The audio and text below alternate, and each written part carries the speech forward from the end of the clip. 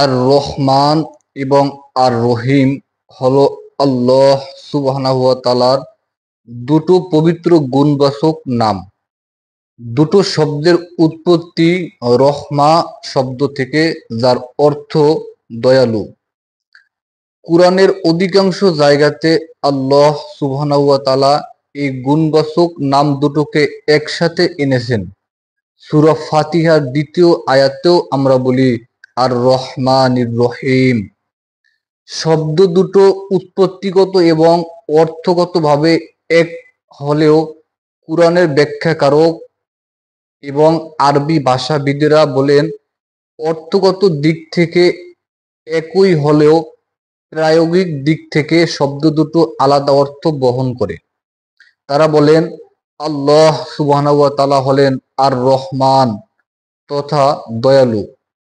আর রহমান এই দয়ার বিশালতা জগতের সমস্ত সৃষ্টিকুল জুড়ে বিস্তৃত। এমনকি অবিশ্বাসীরা, যারা আল্লাহর অস্তিত্বকে অস্বীকার করে, মুশরিক এবং কাফির যারা রোজ রোজ তার সাথে শরীক স্থাপন করে, জালিম সম্প্রদায় যারা তার সৃষ্টি জগতে নৈরাজ্য করে বেড়ায়, এই সমস্ত সীমা লঙ্ঘনকারীদের জন্য আল্লাহ তার আর রহমান নামের দয়া বরাদ্দ থাকে।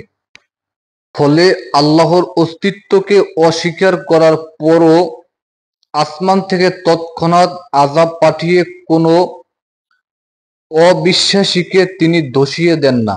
তার সাথে শরীক স্থাপন করার পরেও তিনি কোনো মুশরিক আর কাফিরকে ভূগর্ভে তলিয়ে দেন না।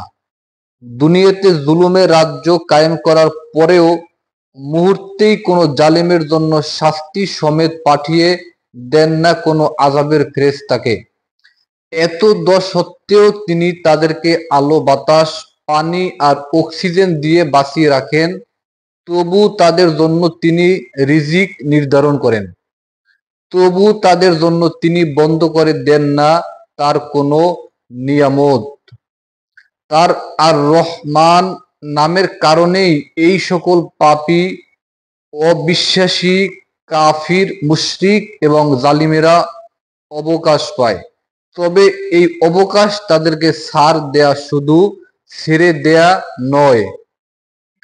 আল্লাহ সুবহানাহু ওয়া তাআলা তো ঘোষণা করেছেনই, প্রতিটি বিষয়েরই রয়েছে একটি নির্দিষ্ট সময়কাল। সূরা আল কমার আয়াত ৩। নির্দিষ্ট সময় আসার পর আবু জাহেল ধ্বংস হয়েছিল, নমরুদকেও মরতে হয়েছে, তলিয়ে যেতে হয়েছে দোর্দণ্ড প্রতাপের ফিরাউনকেও। অন্যদিকে আল্লাহ সুবহানাহু ওয়া তাআলার আর রহিম নামের দয়া শুধু মুমিনদের জন্য বরাদ্দ। এই দয়াতে কোনো অবিশ্বাসী, কোনো কাফির, মুশরিক, কোনো জালিম সম্প্রদায়ের ভাগ নেই। তার আর রহিম নামের কারণেই তিনি বারংবার বিশ্বাসী বান্দাদের ক্ষমার চাদরে জড়িয়ে নেন, তাদের জন্য সর্বদা উন্মুক্ত রাখেন ক্ষমার দুয়ার।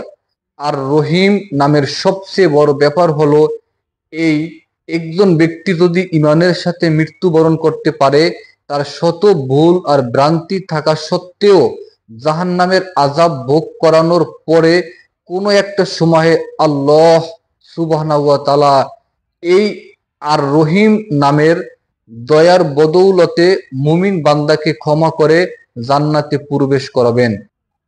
দিন শেষে তার বিশ্বাসী বান্দাদের তিনি জিতিয়ে দেবেন।